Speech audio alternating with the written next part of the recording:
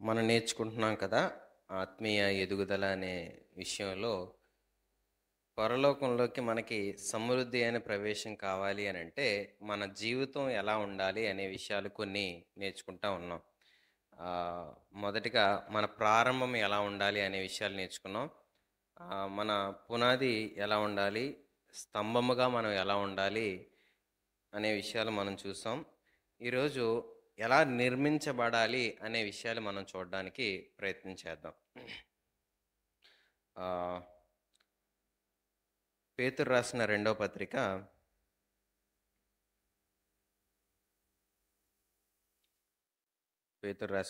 పత్రిక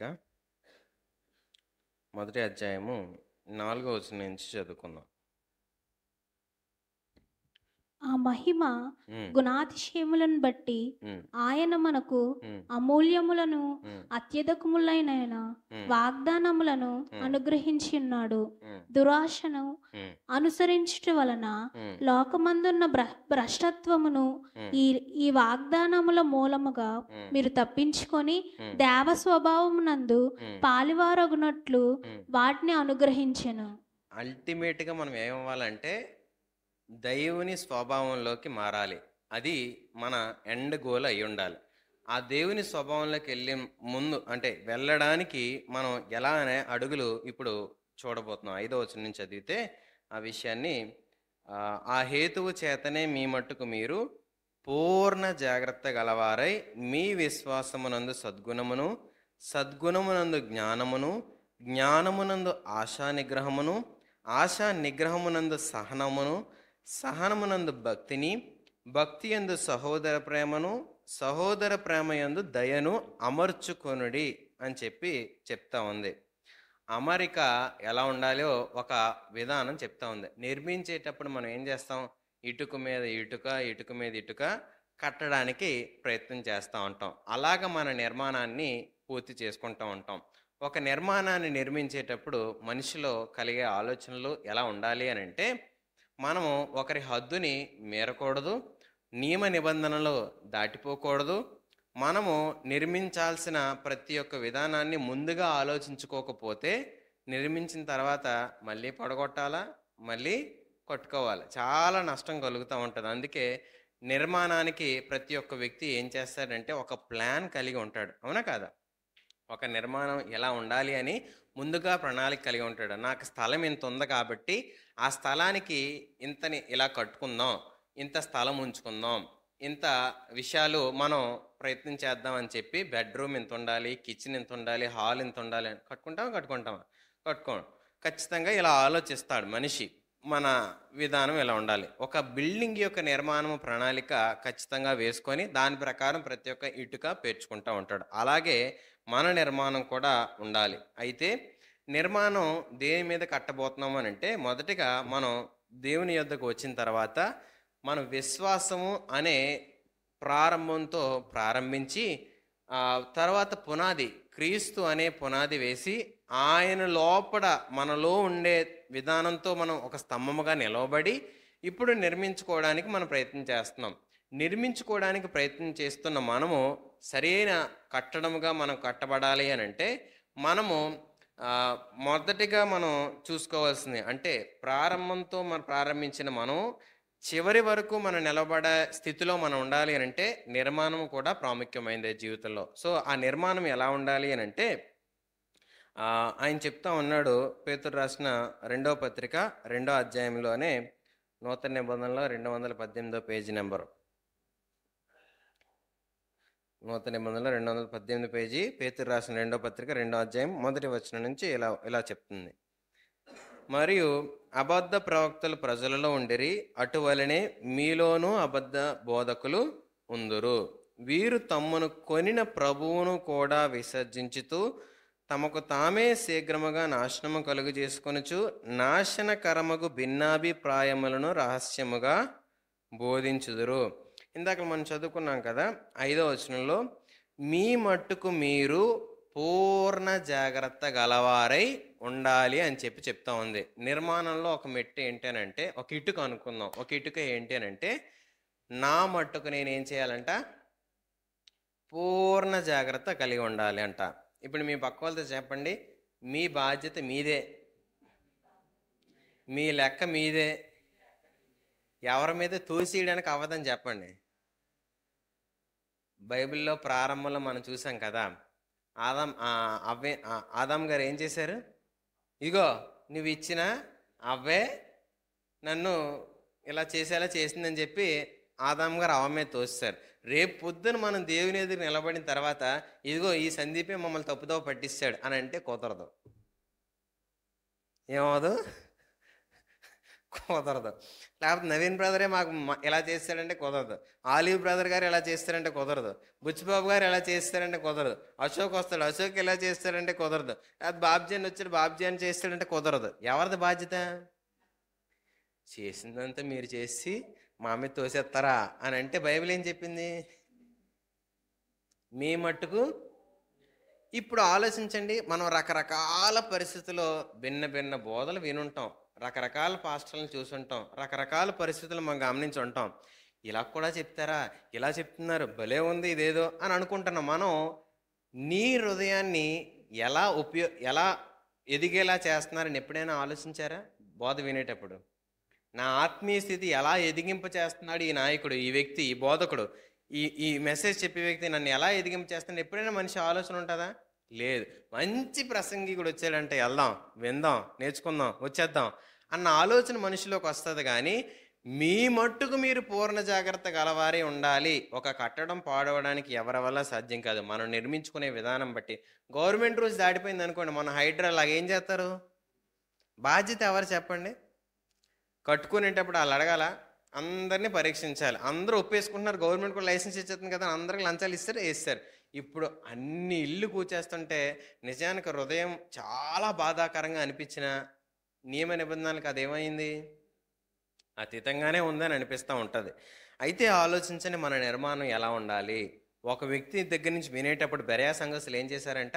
బైబిల్లో అలా ఉందా లేదా అని పౌలు బోధిస్తుంటే వెతుక్కున్నారంట. దేవుని మాట అలా ఉందా లేదా, ఈయన అలా చెప్తున్నాడా లేదా, దేవుని మాట మీరుతున్నాడా, దాని ప్రకారం బోధిస్తున్నాడని ప్రతి విషయాన్ని పరిశీలించుకోగలిగారు. ఈరోజు మనం కూడా చేయాల్సింది ఏంటనంటే, కూర్చొని విని వెళ్ళిపోయేవారుగా ఉంటే మన నిర్మాణం కూల్చగొట్టేయడానికి ఏ వ్యక్తి వచ్చి నిలబడినా కూల్చేయగలడు. కానీ నా నిర్మాణం వాక్యాన్ని ఆధారం చేసుకున్నా ఉంది, దేవుని మాట చెప్తున్న ప్రకారంగా నా జీవితం కట్టబడుతుంది అని ఎప్పుడైతే నా జీవితాన్ని దేవుని మాటకు అప్పగించుకుంటానో నా నిర్మాణం బలమైనదిగా ఉంటుంది. కాబట్టి ఈరోజు ఆలోచించండి, మన నిర్మాణం జాగ్రత్తగా ఉండాలి అని అంటే నా మట్టుకు నేనేం చేసుకోవాలి? పూర్ణ జాగ్రత్త కలిగి ఉండడానికి ప్రయత్నం చేయాలి. మనకి చాలా విషయాలు ఏం చెప్తామంటే మరి మనకు తెలియదు ఎలాగా అని అంటే, తెలుసుకోవాల్సిన బాధ్యత ఎవరిది? నాదే. వెతుక్కోవాల్సిన బాధ్యత ఎవరిది? కొనుక్కోవాల్సిన బాధ్యత ఎవరిది? అర్థం చేసుకోవాల్సిన బాధ్యత ఎవరిది? ఖచ్చితంగా మనదే అని దేవుని మాట చెప్తుంది. కాబట్టి మనమే ప్రయాసపడాలి. నిలబడే వ్యక్తులు బోధించిన ఏ విషయాన్నమైనప్పటికీ బైబిల్లో అలా ఉందా లేదా, దేవుడు దాన్ని అంగీకరిస్తున్నాడా లేదా అనే మనసు మనకు ఉండాలి. కొంతమంది ఏం చేస్తారంట, నాశనకరమగు భిన్నాభిప్రాయాలను ఎలా బోధిస్తారంట? రహస్యంగా బోధిస్తారంట, నేరుగా బోధించరాలు, డైరెక్ట్గా. అదేదో తప్పని మనం గుర్తుపట్టలేము, రహస్యంగా బోధిస్తూ ఉంటారు. కాబట్టి ప్రతి విషయం మనం జాగ్రత్తగా వినాలి. జాగ్రత్తగా వినకపోతే షాపింగ్లో కొనేటప్పుడు చిన్న స్టార్ మార్క్ వేస్తాడు, టర్మ్స్ అండ్ కండిషన్స్ అప్లై అని. అది పెద్దది ఉండాలి, కానీ అన్నీ పెద్దగా వేస్తాడు ఆఫర్లు, 50+50 కొనేయండి 100% ఫ్రీ అని. కానీ టర్మ్స్ అండ్ కండిషన్స్ ఎంత వేస్తాడు? చాలా చిన్నది వేస్తాడు. ఏ పోస్టర్ మీరు చూడండి, టర్మ్స్ అండ్ కండిషన్స్ అసలు కనపడదా మనిషి కంటికి. లాస్ట్లో మనం వెళ్ళి అడిగి బిల్లు దగ్గర ఇలాగిచ్చి ఇచ్చేయండి అంత ఫ్రీగా అన్నాం అనుకోండి, ఏంటి ఫ్రీ, ఇది చదవలేదని అంటాడు. అది మనకు కనపడదు. అలాగే ఉంటుంది దేవుని మందిరంలో, దేవుని సన్నిధిలో నిలబడేటప్పుడు, ప్రభువా ఇంతమంది ఎలా బోధించారు, వాక్యంలో కూడా అలాగే మాకు చూపించారని అంటే దాని కింద ఏముందో చూడు, దాని పైన ఏముందో చూడని చెప్పి ప్రతి విషయాన్ని దేవుడు మనల్ని అడుగుతాడు లెక్క, ప్రతి పదం గురించి. కాబట్టి ప్రతి విషయం గురించి కూడా మనం బాధ్యత వహించాలి. ప్రతి విషయాన్ని మనం పట్టించుకోవాలి, ప్రతి విషయం మనం ఆలోచించాలి. అలాంటి పూర్ణ జాగ్రత్త గలవారుగా ఉండాలి. దేని విషయంలో పూర్ణ జాగ్రత్త గలవారుగా ఉండాలి అంటే, మొదటిగా మనం ఈరోజు నేర్చుకుందాం ఏంటనంటే, ఒక సంఘంలో బోధించే బోధ ఎలా ఉండాలి అనే విషయాన్ని గురించి మనం ఆలోచించడానికి ప్రయత్నం చేద్దాం. ఆ బోధ విషయంలో మనం జాగ్రత్త కలిగి ఉండకపోతే, పూర్ణ జాగ్రత్త లేకపోతే ఖచ్చితంగా తొలగిపోతూ ఉంటాం. కొలెస్సీలకు రాసిన పత్రిక 2వ అధ్యాయము బైబిల్ ఉన్న ప్రతి ఒక్కరూ తీయడానికి ప్రయత్నం చేయండి. నేను పేజీ నెంబర్తో సహా చెప్తాంది ఎందుకు అనంటే మీరు తీసి చూసి చదివి దానిని అర్థం చేసుకుంటారని చెప్పి ఆ విషయాన్ని నేను చెప్తున్నాను. కాబట్టి కొలసీలు రాసిన పత్రిక 2వ అధ్యాయం నూతన నిబంధనలో 183 పేజీ నెంబరు, నూతన నిబంధన 183 పేజీ నెంబరు, కొలసీలకు రాసిన పత్రిక 2వ అధ్యాయము. మనకి ఫోన్లో ఇంటర్నెట్ ఉంటుంది కాబట్టి బైబిల్ అని కొట్టి కొలసియన్స్ 2:6-8 అని కొట్టినా వస్తుంది. అంటే ఫోన్లో చూడమన్న ఉద్దేశం కాదు. బైబిల్ ఉంటే బైబిల్ చూడండి, లేని పక్షాన దాన్ని చూడండి, లేకపోతే కొనుక్కోండి బైబిల్. ఎందుకనంటే దేవుని మాట నిన్ను బ్రతికిస్తుంది, నిన్ను నడిపిస్తుంది, నిన్ను జీవంలోకి తీసుకెళ్తుంది, మంచి మార్గం ఏదో బోధిస్తుంది, చెడుకు దూరంగా ఎలా బతకాలో నేర్పిస్తుంది, పాపాన్ని ఎలా అసహించుకోవాలో నేర్పిస్తుంది. కాబట్టి బైబిల్ మన దగ్గర ఎప్పుడు ఉండడం మంచిది. పాపాన్ని ఎత్తి చూపేది బైబిల్ మాత్రమే, పాపం నుంచి విడుదల పొందించడానికి మార్గాన్ని చూపేది కూడా బైబిల్ మాత్రమే. కాబట్టి బైబిల్ ఎప్పుడూ కూడా మనం పట్టుకొని దానిని చదువుతూ అర్థం చేసుకోవడానికి ఎప్పుడు ప్రయత్నం చేయాలి. కొలస్సీలకు రాసిన పత్రిక 2వ అధ్యాయము 6-8 వచనాలు చదువుకుందాం.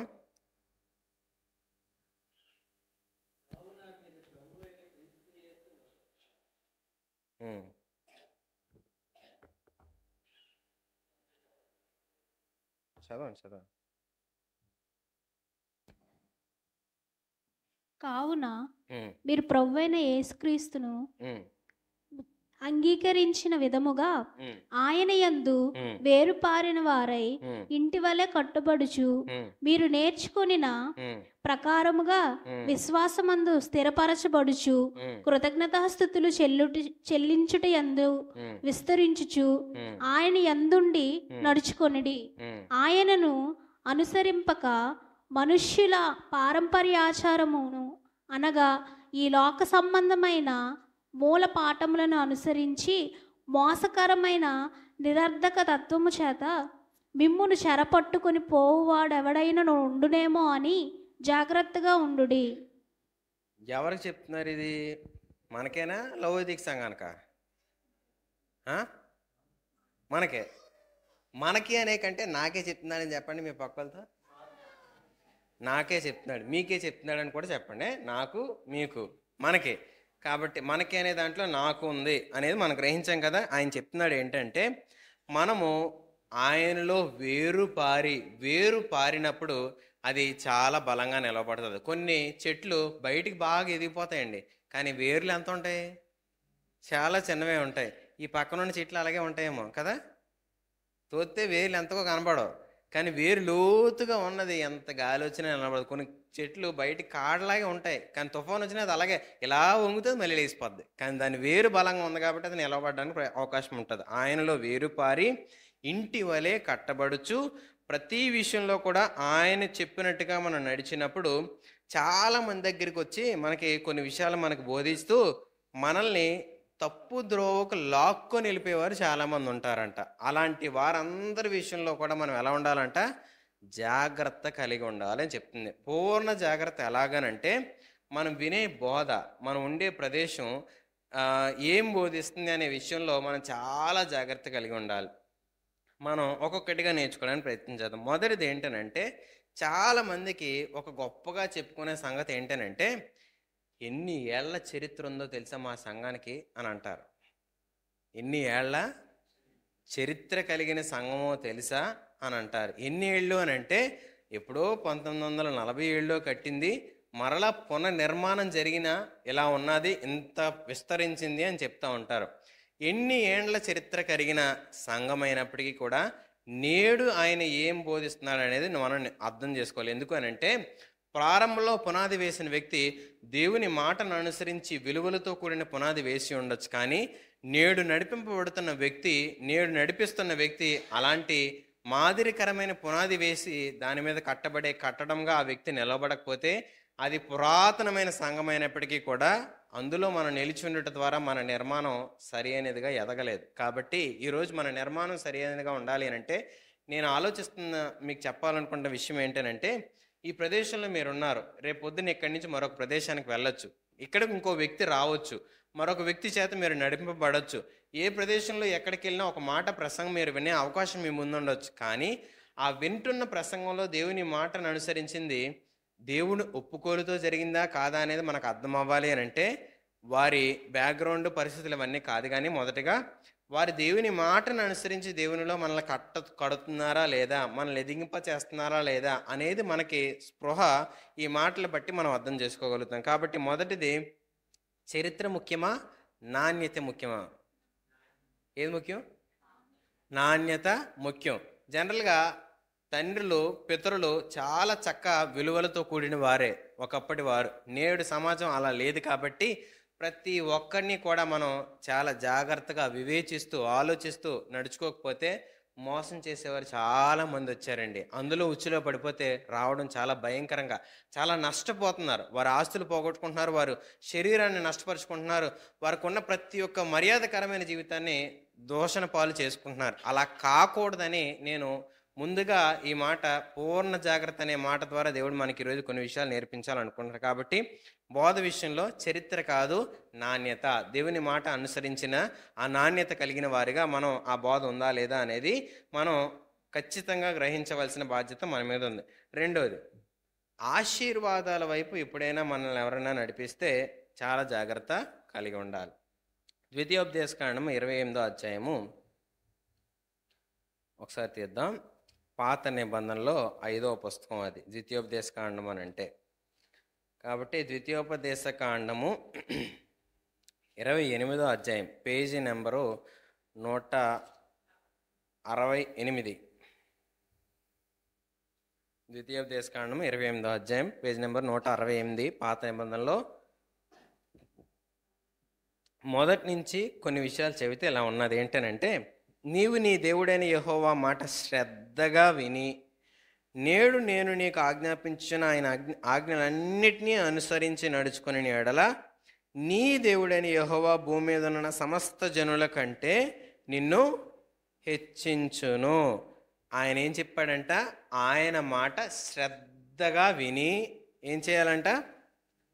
ఆయన ఆజ్ఞాపించున్న ఆజ్ఞలన్నిటినీ అనుసరించి నడుచుకుని ఎడల అప్పుడు దేవుడు ఏం చేస్తాడంటే నిన్ను అందరికంటే ఉన్నతంగా నేను హెచ్చిస్తానని చెప్తున్నాడు. కానీ కొంతమంది ఈరోజు ఏం చెప్తున్నారు? దేవుడు మిమ్మల్ని ఆశీర్వదిస్తాడు, మీరు ముందొచ్చి ఏం చేయాలి?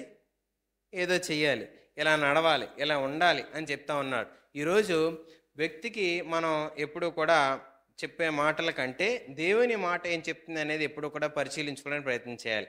ఆశీర్వాదం నిజంగా దేవుడు ప్రతి ఒక్కరిని ఆశీర్వదించాడనే ఆయన ఆశ. ప్రతి ఒక్క వ్యక్తి కూడా ఉన్నతమైన స్థితిలోకి వెళ్ళాలనే దేవుని ఆశ. ప్రతి ఒక్క వ్యక్తి కూడా కట్టబడాలనే దేవుని ఆశ. ప్రతి ఒక్క వ్యక్తి కూడా బలం పొందుకోవాలనే దేవుని ఆశ. ప్రతి ఒక్క వ్యక్తి కూడా దేవునిలో జీవము కలిగి ముందుకు నడవాలనే దేవుని ఆశ. ఏ వ్యక్తి నాశనం అయిపోవడం ఆయన చిత్తం కానే కాదు. నరకం అనేది మరి క్రైస్తవులు చెప్తారు కదా అని అంటే, నరకం సాతానికి అతని అనుచరులకి విధింపబడింది. మనుషులకు దేవుడు నరకాన్ని విధించలేదు. కానీ నా క్రియలు సాతానుని అనుసరించేదిగా ఉంటే అతడు పొందుకున్న జీతమే నేను పొందుకుంటాను. కానీ నా క్రియలు దేవుని అనుసరించినవిగా అయితే దేవునిని పొందుకునే ఫలితమే నాకు వస్తుంది. కాబట్టి నేను ఎవరిని అనుసరిస్తున్నాను అనేది నాకు ప్రాముఖ్యమైనది. కాబట్టి ఈరోజు ఆలోచించండి, ప్రతి ఒక్క వ్యక్తిని దేవుడు ఆశీర్వదించగలడు, ప్రతి ఒక్క వ్యక్తిని కూడా దేవుడు బలపరచగలడు, ప్రతి ఒక్క వ్యక్తిని కూడా లేవనెత్తగలడు, ప్రతి ఒక్క వ్యక్తిని కూడా దేవుడు నిలబెట్టగలడు. అయితే నువ్వు చేయవలసిన మాట ఏంటనంటే, ఆయన మాటల శ్రద్ధగా విని ఆయన ఆజ్ఞలన్నింటినీ కూడా ఏం చేయాలంట? పాటించాలి. అన్నీ పాటిస్తామా మనం? అది చెప్పండి. అన్నీ పాటిస్తారా? ఎన్ని పాటించగలం? పోనీ ఏదో మనకు వీలైంది, ఫస్ట్ క్రైస్తవులుగా వీలైంది ఏంటనంటే మనశ్శాంతిగా ఉంటుంది. ఇక్కడ తుడిచేసి వచ్చేసి దేవునిలో హాయిగా ఉన్నాం, అన్నీ వదిలేసామని అంటాం. కొన్ని వదిలేయడానికి మనిషికి స్వాతంత్రంగానే ఉంటుంది. ఒంటి మీద ఉన్న వదిలేయడం ఈజీయే, కానీ ఒంటిలో హృదయంలో ఉండే వదలడం ఈజీయా? ఆ స్థితికే మనం ఎదగాలి. దేవుని మాట శ్రద్ధగా విని లోబడ్డం అనంటే, ఒక్కసారి దేవునికి ఇది నచ్చదు అనంటే దాని విషయంలో నాకు అసహ్యత పుట్టాలి, ఏహ్యత కలగాలి, అదంటే నాకు వికారంగా మారాలి, దాన్ని చూస్తే నాకు అంపరంగా మారాలి. దేవుని మాటను నేను అలా తీసుకోవాలి. దేవుడు ఇది చెయ్యమని చెప్తే నా వల్ల అవుతుందా లేదా అని కాదు. దేవుడి మాట నేను చేయడానికి ఇష్టపడితే నన్ను నడిపించేది ఆయన. ఇందాక మనం చూసాం కదా కీర్తనలో, దూతలు వచ్చి నీకు ఆ విషయాల్లో మార్గాన్ని ముందుకు నడిపిస్తారని చెప్తా ఉన్నాడు. కాబట్టి దేవుడికి ఇది నచ్చదు అని అంటే దాన్ని మానేయాలి. ఇది చేయమనేటప్పుడు ప్రభువా నువ్వు చెప్పావు చేయమని, నాకు బలమివ్వు, నాకు సామర్థ్యమివ్వు, నాకు ఆలోచనవు, నాకు జ్ఞానమివ్వు అని దేవుని సహాయం అడిగి మనం వెళ్ళడానికి ప్రయత్నం చేయాలి. కాబట్టి ఆశీర్వాదం అని చెప్తున్న చాలామంది బోధలలో మనం గుర్తించాల్సింది ఏంటంటే, ఆయన ఆజ్ఞలను అనుసరిస్తేనే నువ్వు దీవెన అనే హెచ్చరిక మాట లేకుండా వారు ఆశీర్వాదం వస్తుంది అని అంటే అది మోసం. దేవుడు నిన్ను నీ కొన్ని మనం చూస్తూ ఉంటాం ఈ ఫేస్బుక్ సోషల్ మీడియా వచ్చిన తర్వాత, వాళ్ళ పర్సులో డబ్బులు వచ్చేస్తున్నాయి ఆయన ప్రార్థన చేస్తుంటే. అప్పుడు మనకు కలుగుతూ ఉంటుంది, నా పర్స్ ఖాళీ పర్స్ తీసుకొని వెళ్ళాలి. లేకపోతే డబల్ అయిపోతుంది అనుకోండి, 500 ఉంటే 1000 అయిపోతుంది అనుకోండి, ఎంత వేస్తాం పర్సులో? 50,000 ఎత్తే ఏమవుద్ది? ఓ 1,00,000.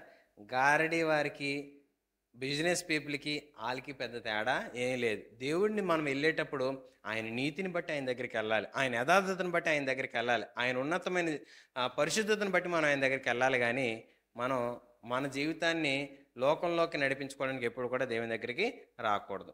మూడవది ఏంటనంటే, ఒకవేళ నేను ఆజ్ఞను అనుసరించకపోతే ఏమవుద్ది? 15వ వచనం చదువుదాం. 28వ అధ్యాయమే 15వ వచనం. నేను నేడు నీకు ఆజ్ఞాపించి ఆయన సమస్తమైన ఆజ్ఞలను కట్టడలను నీవు అనుసరించి నడుచుకుని వలనని నీ దేవుడిని యెహోవా సెలవిచ్చిన మాట వినని ఎడల ఈ శాపములను నీవు సంభవించును. 15 నుంచి ఎంతవరకు ఉంటాయి తెలిసిండి అవి? ఆ అధ్యాయం చివరి వరకు ఎన్ని వచనాలు ఉన్నాయి చూడండి. 68 ఉన్నాయి. ఫస్ట్ ఎన్ని ఉన్నాయి? మొదటి నుంచి 14. కిందనే ఉన్నాయి.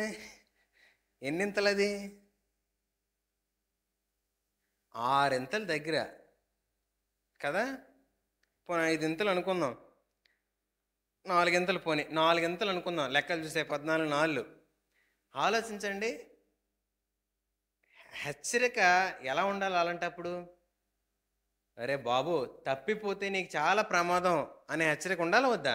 ఇప్పుడు గవర్నమెంట్ విధిస్తున్న పరిస్థితులు ఎలా ఉంటాయనంటే, హెల్మెట్ కొనుక్కుంటే 1000 రూపాయలు, కానీ హెల్మెట్ లేకపోతే ఫైన్ 2000. హెల్మెట్ లేకపోతే ఫైన్ ఎంత? హెల్మెట్ కొనుక్కుంటే ఎంత? 1000 రూపాయలు. ఏది బెటర్ చెప్పండి? కొనుక్కోవడం బెటరా, ఫైన్ వేయించుకోవడం బెటరా? ఒక 10 ఫైన్లు కనపడ్డాయి అనుకోండి హెల్మెట్ లేకుండా, అది ఎంత భారంగా ఉంటుంది? చాలా భారం అనిపిస్తుంది మనిషికి. అలాగే దేవుని మాట గనక మీరిన ప్రతి ఒక్క వ్యక్తి జీవితం చాలా దుర్భరమైన పరిస్థితుల్లోకి వెళ్తూ ఉంటుంది. అంటే ఇప్పుడు ఆలోచించండి, దేవుడు వద్దని ఎన్ని మన జీవితంలో చేస్తున్నామో అదంతా మనకి మేలా కీడా? దేన్ని సమకూర్చుకుంటున్నాం మనం? ఆస్తినా నష్టాన్నా? నేను భయపడాలనే ఈ విషయాలు చెప్తున్నాను. ఏంటనంటే, దేవుని దగ్గరికి వచ్చిన ప్రతి ఒక్క వ్యక్తి కూడా అతని బోధన మనం వినేటప్పుడు మన హృదయంలో పాపం విషయంలో భయం కలగాలి, పాపం విషయంలో హెచ్చరింపబడాలి, తప్పు మార్గం గురించి మనం హృదయంలో నొప్పించుకోవాలి, దేవునికి వ్యతిరేకమైన ఆలోచన మనం చేసేటప్పుడు భయం కలగాలి. అయ్యో ఇది దేవుడికి నచ్చదే, అయ్యో ఇది దేవుడు వద్దన్న సంగతే, నేను ఎందుకు చేస్తున్నాననే హృదయపు పశ్చాత్తాపం కలిగి మన మనస్సును మార్చుకోవడానికి సిద్ధపడాలి. దేవుడు మనల్ని ఎందుకు అంత కఠినమైన పరిస్థితులకు అనుమతిస్తాడు అని అంటే, మనం జీవము కలిగే శాశ్వతమైన కాలం ఆయనతో ఉండాలని. అంతేకాని ఈరోజు మనం బ్రతుకుతున్న బ్రతుకు కాలంలో మనం ఎంతో మేలు పొందుకొని బ్రతకబోయే శాశ్వత కాలంలో దేవునితో నష్టంలో ఉండాలని దేవుని ఆలోచన కానే కాదు. కాబట్టి భూమి మీద కష్టాన్ని అనుభవించి దేవునితో జీవం పొందుకోవడం చాలా మేలు. భూమి మీద మేలు పొందుకొని దేవునితో శాశ్వత కాలం కష్టం అనుభవించడం చాలా కష్టం. ధనవంతుడు అంటాడు, అయ్యో ప్రభువా ఒక చుక్క నీరు లాజర్తో నాకు పంపించని. ఆ ప్రదేశం చాలా భయంకరమైనది. చుక్క నీరు ఏమన్నా దాహం తీర్చగలరా? దానికోసం తపన పడుతున్నాడని అంటే అది ఎంత భయంకరమైందో ఊహించండి అని చెప్తా ఉన్నాడు. ఆలోచించండి, సాతానుని వెంబడించి, అంటే చెడుతనాన్ని వెంబడించి, తప్పును వెంబడించి, పాపాన్ని వెంబడించి, మోసాన్ని వెంబడించి మన జీవితంలో మనం పొందుకోకూడని ఆ నష్టాన్ని మనం పొందుకోవద్దని దేవుని మాట హెచ్చరించే బోధ మన దగ్గర లేకపోతే, మనం వెళ్తున్న దగ్గర లేకపోతే, మనం వింటున్న దగ్గర లేకపోతే, నువ్వు చేస్తున్న పాపమని మనల్ని ఖండించే బోధ మనకు లేకపోతే, మనం నడుస్తున్న దారి గురించి మనల్ని హెచ్చరించేవారు మనకు లేకపోతే, ఖచ్చితంగా మనం ఆ బోధలో ఆత్మీయంగా ఎదగలేం. ఏంటి మనల్ని తప్పు అని హెచ్చరిస్తుంది అని అంటే, మొదటిగా మన శరీరాన్ని మనం పాడు చేసుకోకూడదు. మన శరీరం ఎలా పాడవుతుంది? చెడ్డ అలవాట్ల వల్ల పాడవుద్ది, చెడ్డ వ్యసనాల వల్ల పాడవుతుంది, చెడ్డ విషయాలు మనం తినడం ద్వారా కూడా పాడవుతుంది. సో శరీరాన్ని పాడు చేసుకోవద్దు అని చెప్పి దేవుని మాట హెచ్చరిస్తూ ఉంటుంది.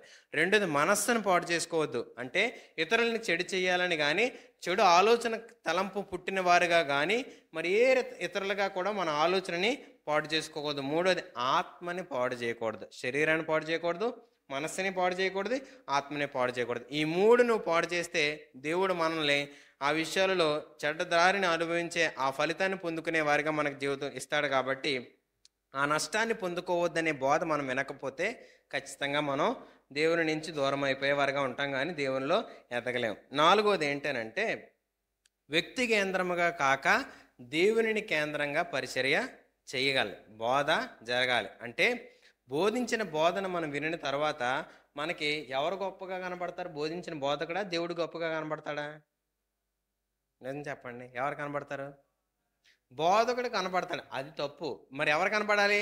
దేవుని మాట గొప్పగా కనబడాలి. ఎలా దేవుని మాట గొప్పగా కనబడుతుంది అంటే, దేవుని మాటను తెరచి విరచి మనం తినగలిగేలా మనకు ఇచ్చినప్పుడు, మనం కూడా అది నేర్చుకోగలిగే, మనం కూడా విరవగలిగే, మనం కూడా ఆ విషయాన్ని అర్థం చేసుకోగలిగే, మనం కూడా ఆ విషయాన్ని ఇతరులకు బోధించగలిగే స్థాయికి ఎప్పుడైతే మనకు బోధింపబడతాదో అది మనకి దైవ సంబంధమైన బోధగా మనం పరిగణించాలి. ఈరోజు చాలామందికి ఎలా ఉన్నది అని అంటే, మా అయ్యగారు చెప్పింది చాలా బాగుంటుందండి, మా అయ్యగారు అయితే చాలా సూపర్ అండి, మా అయ్యగారు అంటే ఇంకా రండి మా అయ్యగారు చెప్తారు. నువ్వు చెప్పవా? దేవుడు నీకు తెలియదా? దేవుడు నీకు అర్థం అవ్వలేదని అంటే, మాకు మరి అవ్వదు కదండి, మా వల్ల కాదు కదండి. నీకు దేవుడు బోధించాలి, నీకు దేవుడిని అర్థం చేసేలా చేయాలి. కానీ వ్యక్తి దేవుడిగా ఎప్పుడైతే మారిపోతాడో, వ్యక్తి మాత్రమే దేవుని పద్ధతులు మనకు నేర్పించేవాడిగా ఎప్పుడైతే ఉంటాడో, వ్యక్తిని వెంబడించే వారిగా మారిపోతారు. ఇప్పుడు చాలామంది బోధలు ఏం చేస్తున్నారు అంటే, బ్రహ్మం గారిని ఒక బోధ ఉంది, ఆ బోధ ఏం చేస్తారు అని అంటే, వారు బ్రహ్మం గారు చెప్పిన పుస్తకాలు ఎక్కువ చదువుతుంటారు బైబిల్ కంటే. కొత్త వర్తమానం వచ్చింది చదివారా అని అడుగుతుండే ఒక ఆయన. ఏటి వర్తమానం అని అంటే, బ్రహ్మం గారు పుస్తకం కొత్తగా ఒకటి రిలీజ్ చేశారు, చదవండి అని అంటున్నాడు. దేవుడు జీవం కలిగిన మాటలు ఇందులో రాశాడు. నువ్వు ఎలా బతకాలో, ఎలా బతకూడదో, ఎలా ఉండాలో, ఎలా ఉండకూడదో, ఎలా జీవించాలో, అలా జీవించకూడదు, అన్ని విషయాలు రాస్తే ఒక బోధకుడి విషయాలు మనం నేర్చుకోవచ్చు. కానీ చివరికి దేని దగ్గర ఆధారపడాలి?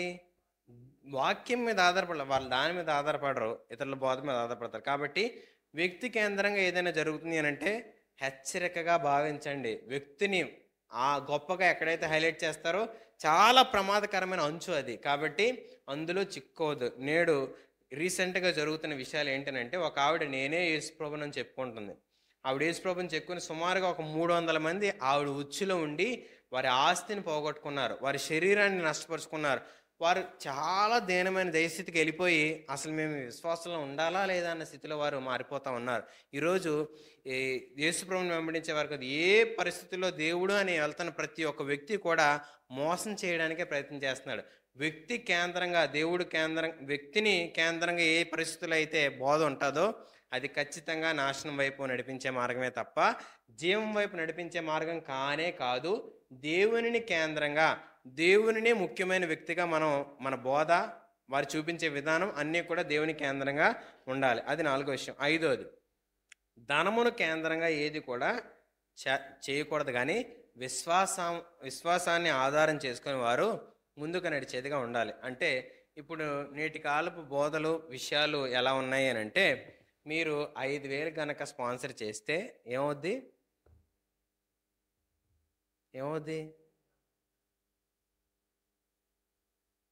మీ అప్పులన్నీ 5,000 కొత్త అప్పు అవుద్ది.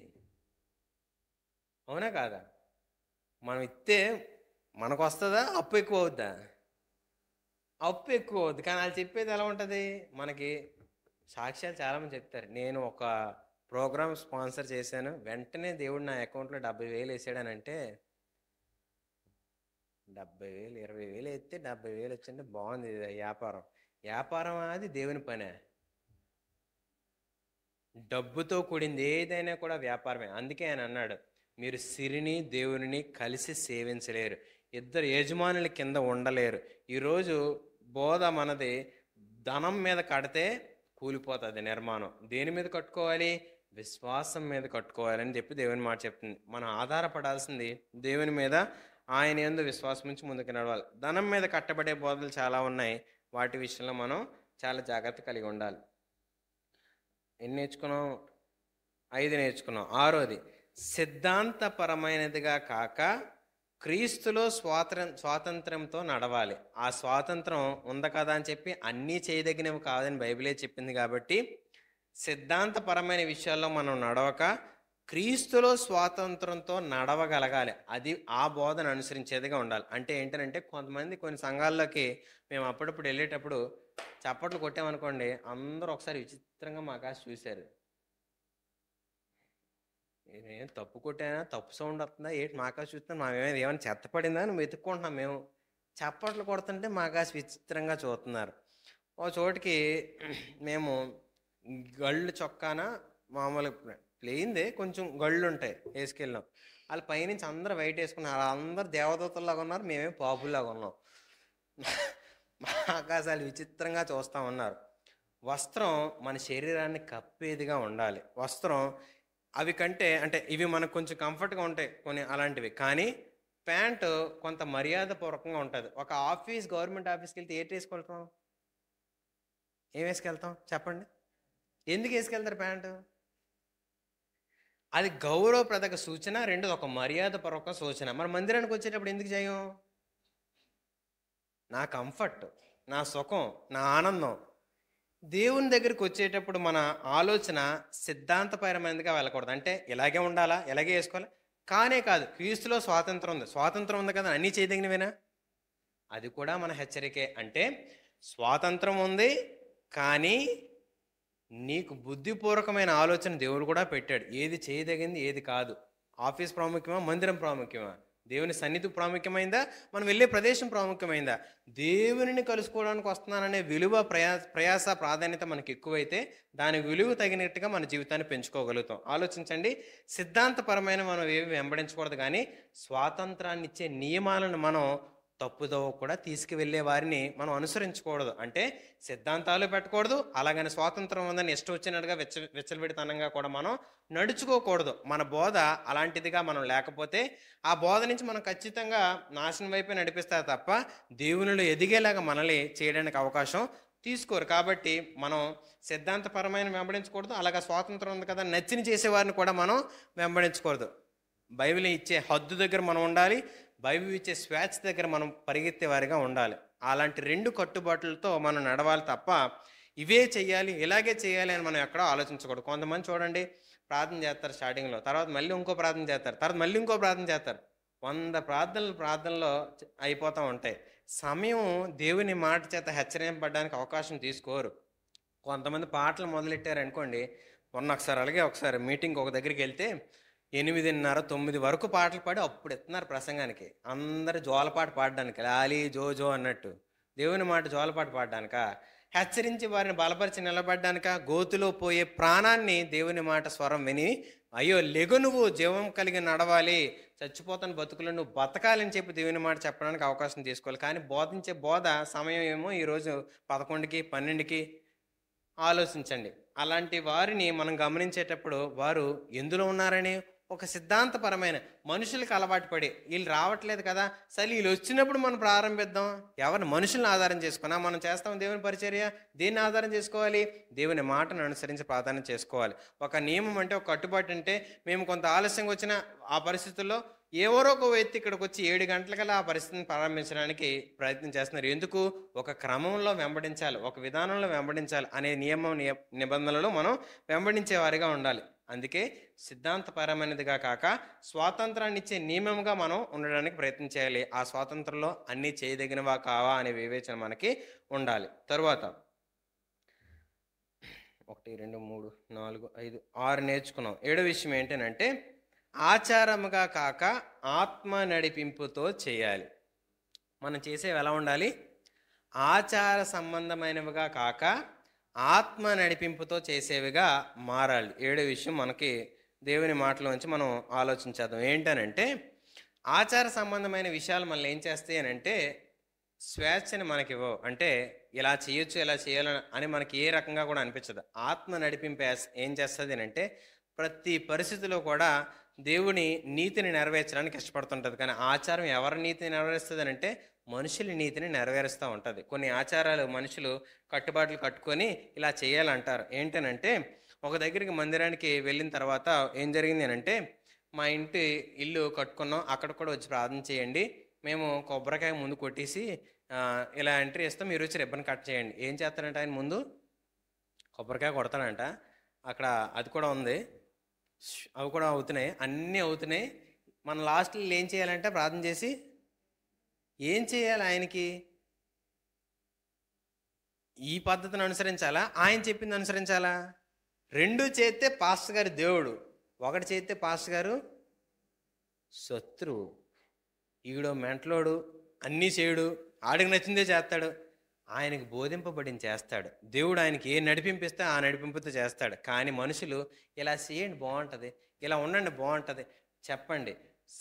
ప్రతి ఆలోచన ఉపయోగకరమైంది. ఆలోచనకర్తలు అనేకులు ఉండే శ్రేష్టం. అయితే నీ ఆలోచన దేవుని ఆత్మ నడిపింపుతో వచ్చిందేనా? మనిషి యోచనపు చేత పుట్టిందా? మనిషి యోచన చేత పుట్టింది ఏది కూడా ప్రవచనం నెరవేర్చబడదు. కానీ దేవుని ఆలోచన చేత సిద్ధింపబడిన ప్రతి ఒక్క విషయం కూడా ప్రతి ఒక్క జీవితాన్ని నూతనపరచగలదు, నిలబెట్టగలదు, బలపరచగలదు. కాబట్టి ఆత్మ నడిపింపుతో చేసేదిగా దేవుని బోధ ఉందా లేదా అనేది మనం చూడాలి. ఆచారాలను వెంబడించేదిగా దేవుని మాటలు ఎప్పుడూ కూడా ఉండడానికి అవకాశం లేనే లేదు. కాబట్టి ఆచారాలు ఎక్కడైనా చేస్తున్నావా? కొన్నిసార్లు పాత నిబంధనలో ఆచారాలు వెంబడిస్తారు. శనివారం సంపాద్య అనమాట కదా, శనివారమే ఆరాధన చేయాలంట కదా, అవునా? శనివారం చేయాలా, ఆదివారం చేయాలా? రెండూ తప్పే. ఏ రోజైనా దేవుని ఆరాధించవచ్చు, ఏ రోజైనా దేవుని స్తుతించవచ్చు. ఆయన రోజుకి నియమింపబడిన వాడు కాదు, రోజుకి పరిమితం అయిపోయిన దేవుడు కాదు. దేవుడు అనే వ్యక్తి చాలా ఉన్నత స్వేచ్ఛ కలిగిన వ్యక్తి. కాబట్టి ఆయన స్వేచ్ఛలో దేవుణ్ణి మనం వెంబడించేటప్పుడు ఆచారానికి మనం నియమింపడానికి అవకాశం లేదు. ఆత్మ నడిపింపుతోనే చేయడానికి ప్రయత్నం చేయాలి. 5 విషయాలు ఉన్నాయి. వచ్చే వారం అవి నేర్చుకోవడానికి ప్రయత్నం చేద్దాం. మనం నేర్చుకునే విషయాలను పరిశీలిద్దాం. మొదటిగా మనం నేర్చుకున్నాం, చరిత్ర కలిగిన విషయాలలో కాదు, మనం ఏం చేయాలి? దేవుని మాటను అనుసరించిన నాణ్యత కలిగిన బోధగా ఉందా లేదా అనేది మనం ఖచ్చితంగా పరిశీలించుకోవాలి. రెండోది, ఆజ్ఞ వెంబడే ఆశీర్వాదం వస్తా తప్ప ఓన్లీ ఆశీర్వాదాల కోసం దేవుని దగ్గరికి వస్తే అది తప్పు బోధ, మనం వాటిని వెంబడించాల్సిన అవసరం లేదు. మూడోది, పాపం గురించి హెచ్చరిక ఎక్కడైతే ఉండదో, పాపంలో మనం పర్వాలేదనే ఆలోచన ఏ బోధలు అయితే ఉంటుందో అది కూడా తప్పు బోధే. ఆజ్ఞను వెంబడించకపోతే అది తీవ్రమైన నష్టాన్ని మన జీవితంలో కలుగు చేస్తుంది. మనిషి అందరూ కూడా జీవం పొందుకోవడానికి దేవుడు తయారు చేశాడు తప్ప నష్టం అనిపించడానికి ఆయన తయారు చేయలేదు. నాలుగవది, వ్యక్తి కేంద్రంగా కాక దేవుని కేంద్రంగా ప్రతి పరిచర్య బోధ ఉండాలి. ఐదోది, ధనం కేంద్రంగా కాక అవిశ్వాసాన్ని కేంద్రంగా చేసుకోవాలి. ఆరోది, సిద్ధాంతపరమైనదిగా కాక క్రీస్తు స్వాతంత్రాన్ని వెంబడించేదిగా ఉండాలి.